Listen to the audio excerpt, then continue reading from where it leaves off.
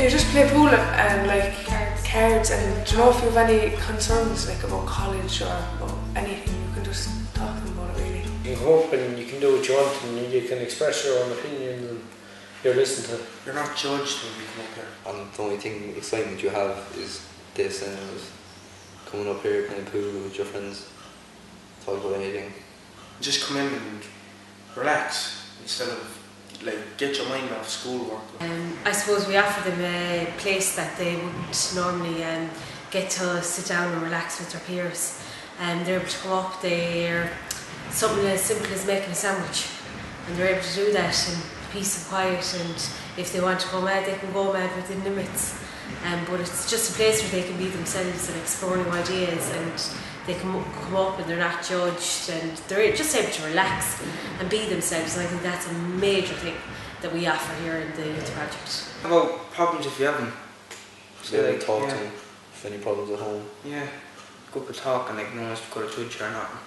To offer them the open door policies, we like to call it, where they are more than welcome to come up and chat if they just need to chat, or they can come up and do what they need to do to make sure that they leave here in a better mood, I think, and be more happier about themselves. Well, I came here through the Garda Diversion Programme. I had been in a bit of trouble, and once I came here, Julie and everyone else started, supporting me and talking me through it and helping me. Basically, after a few months, I was completely out of trouble. I had got my head down in school, everything in year each. I started talking about what I wanted to do in college. They all supported me with that, started helping me with choosing courses and what to do. And now I'm actually going on to Dublin to go to college. So, and really, I couldn't have done it without. Young people that get referred to the Garda project have received cautions. So initially when they first come through the door, all they see is me, a youth worker who they've never met before. And all I see, or all I really know about them, is this is the young person and this is the reason why they've been referred to the project. So really that's how it all starts off, but it's really so much more than that. Because generally young people don't just go out and get into trouble for the fun of it. So the most important part that comes into play then really is the relationship building, and for some young people that takes a short time, and for some young people that takes a really, really long time. Because at the end of the day, the last thing that a teenager really wants in their lives is another adult telling them what to do. Particularly because it's a Garda project and they hear the word Garda and they associate that with, authority, and, a lot of the time they have a negative view on the Guards, unfortunately. But over time we do develop a relationship, so they know they can trust us and it's a safe place to come for them and, to access information or talk things through or whatever. First came here, Julie, my Garda Diversion officer, would take me out and she'd just get to know me, talk to me about maybe I shouldn't have done this, maybe I could do this. She really, helped me kind of realise maybe I wasn't doing what I should be doing for my future. And then I came to the centre, started doing chill outs, and we'd sit down and talk about maybe if I had any issues, help me through that. And I think that just having someone here to talk to when I was feeling down or feeling like maybe I made a bad decision really helped me. You just don't walk in there and expect to be trusted and expect to be respected. You have to work on all those things, and it does take time. It takes an awful lot of effort. It takes an awful lot of commitment from the youth worker, and you nurture that relationship as much as possible, and there's a lot of reinforcement with it, so you constantly reinforce that you're there to support the young person, you're there for the young person. It's not that they have to speak to you. They go out of their way to make sure you're okay and to see how you're doing and to speak to you. But they never come up in like bad form, or they never come up, if you ask them, if I come up here 5 days and ask them the same question in 5 days, they'll still answer. They won't get like frustrated and be like, well, I told you that yesterday. They'll say, right, well, I told you yesterday didn't work, we'll try something else today. Every programme is tailored to the young person's needs, so always when a young person comes into me, I meet them where they're at, and you take it from there, so you see their needs. Initial period would be an induction programme, so it's basically getting a feel for the young person and them getting to know you, and creating that relationship there and that trust. Then you look at different things like their pastimes. Have they anything that they're interested in? For example, horse riding, which is one that a lot of young people are very interested in. And sometimes we go on to do stable management, as an add-on to that. And they love it, the responsibility and being able to take direction, work as part of a group. There's a multitude within that program itself. We play soccer or whatever, we play pool, or we do woodwork then on a Wednesday, like we get to build whatever we want. I'm making a chicken coop. I'm doing a doghouse. Same.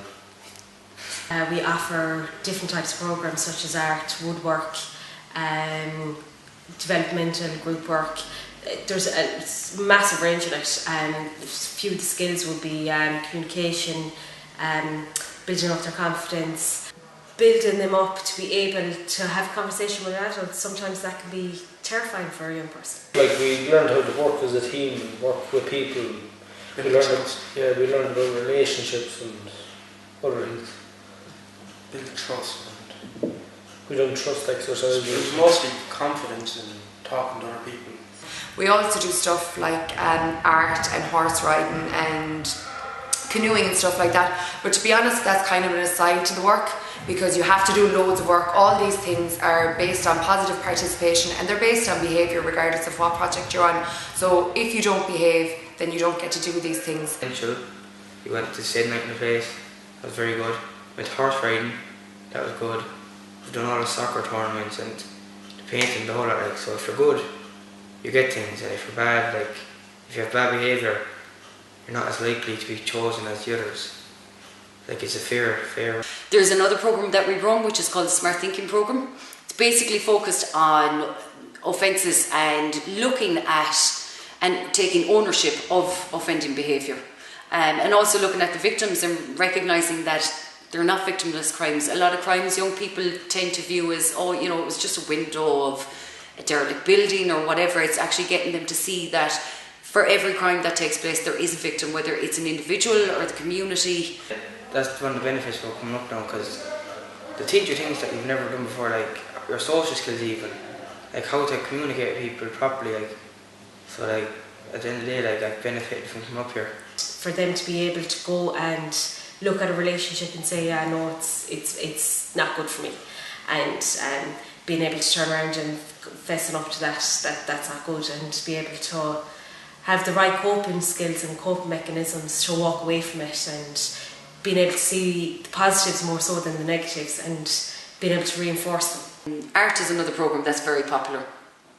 It gives the young people space to explore things through a creative medium. It's always a hit, they always really enjoy it. It's a very relaxed environment, but we also use the time to engage the young people in discussions about different topics that may be going on. Sometimes it identifies issues for young people who may be on the secondary primary target group that need to actually, you know, need extra time with us to talk different things through. It was basically every Saturday it just came up. That was the same, just kept us off the streets, just kept us out of trouble. They've actually made a load of stuff that they have donated to the community. Like, they donate stuff every year. They pick a charity and then they make something and then they donate it. Like last year they donated fairy doors to Clarehaven House, and they usually just pick somewhere in the community. They've made boards and stuff, art boards and stuff like that they've donated all around Kilrush and stuff like that. Sometimes I think the young people feel kind of ostracised in a sense. So for them to be recognised in a positive light, giving back to their community, rather than feeling like, oh, you know, I'm in the limelight for all the wrong reasons. It's really good to put them out there in that positive light. And it's good for them to learn about different services and know what's available to them and the work that is in the community and how they can actually give back and show their appreciation. At the moment we have a Moving On project, which is to do with girls going to college. So it is offering them the support from like moving out of home, money management, travel issues, simple things that some people might take for granted, but it's a major step leaving a small little town and going to a big massive city. It's taught us a lot as well, like with like cyberbullying, like we've done cyberbullying projects, things about smoking related, and like say we did first aid courses. The whole lot, like we did fitness, yeah. We've done soccer tournaments. Very, very good now. And like I've read a few things here, and like say I give them to my mother as a present, and then I'm in the good books now for a good while. The main issues that we're facing at the moment will be the likes of cyberbullying and the effects the internet has on young people. That's a huge thing, and it's having a massive knock-on effect for people because there's no getting away from it. You know, with bullying before, you could get home, close your door and forget about it in a sense, whereas now it follows you everywhere. It's on your laptop, it's on your phone, it's everywhere. There are young people who are really impacted by the stuff that they're reading about themselves. They're feeling under pressure to have the perfect makeup, to look perfect, to get the most likes. It's stuff like that. It's very difficult, and to be honest, it's the younger ones, our older ones who have come through with us. Our 16, 17-year-olds are kind of turning around and talking about the younger ones and saying, Jeannie, you know, I wish that they would feel better about that. I wish that they wouldn't be behaving like that. Sexualised stuff. Young people, I think, are being pressured into being sexualised more so in the past 2 or 3 years than I ever would have seen.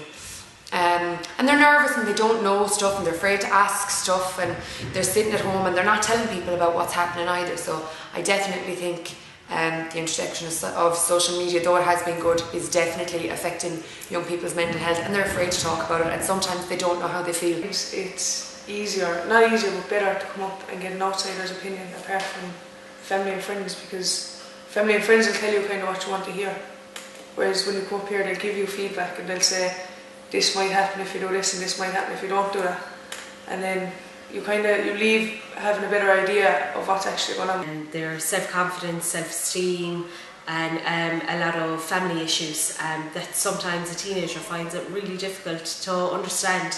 So they might necessarily have the coping skills either to deal with situations like that. Alcohol would be another thing. Unfortunately, a lot of young people make really poor decisions after taking a few drinks. Drugs would be another one, unfortunately, that we see. And it's about giving the young people the information about that to try and prevent these things.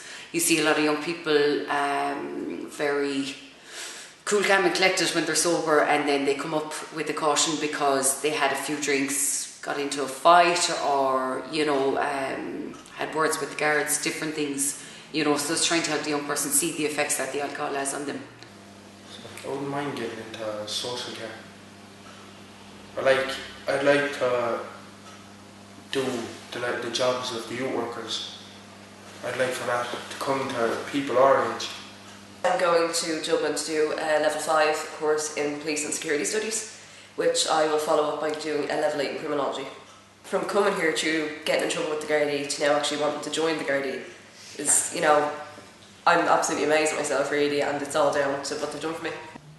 That you are a very supportive role in their life, you know, that they really do look to us for support, and it's nice when a young person can acknowledge that as well and say thank you for helping me fill out my form for my PLC course or get my passport, however big or small. It's good to know that the young people know that we're here to help them wherever, whatever way we can. You can't really tell your parents everything. So if you can't tell them everything, you just come up here, they'll listen to you, they won't judge you, they won't say it back. They just tell you the best advice you want. Like they're like the older best friend. Yeah. So like second parents, you come up and say anything, and they listen, they won't judge you, anything like that. Yeah, they like to have fun, like they have a laugh, like they won't be like sure cranky, like they're easy going enough. Like if you cross the line, like they tell you to stop. Yeah. It has happened a few times with me and him, especially me and him. I think for a lot of them they need that person who will help them, you know, guidance, somebody that they know they can go to when there's something going on and talk to and gain information about things, because a lot of them don't have that significant person in their life. So that's predominantly a lot of the work that we do will be individual work, you know, so it's basically supporting the young person around school, relationships, family, everything really, and trying to keep them out of trouble. Kind of like we're a bit different, like since we started. More mature since we started here. Like before this, like when we were younger, even like we'd be doing stupid things just for fun, like. Now, like we wouldn't bother doing that. Just think about coming up here every week. Yeah, I feel like, you know, I've grown up since I came to the programme. You know, they really helped me kind of stay out of trouble, keep my head down and know what I want to do with my life. Like, it stops us from causing trouble. Rather than being downtown sitting in one of the chambers or something, you can be up here doing something. you see a small progression in a person and you're like, that's why we do it, that's why we're here. And even like, there's days when it's like, yeah, the young person might turn around and say, yeah, I've had a really bad day, but then I went up to the youth centre and it was just me and it was me time. And they might get that at home, and you know that they felt listened to and that they felt supported. And like, there's such a massive difference between hearing and listening. That you might hear something, but you might feel as though you've been listened to. And I think that's an amazing service that we offer. So I remember when we were driving in your car, speed so fast I felt like I was drunk. City lights lay out before us, and your arm felt nice wrapped around my shoulder. And I had a feeling that I belonged. I had a feeling I could be someone, be someone, be someone.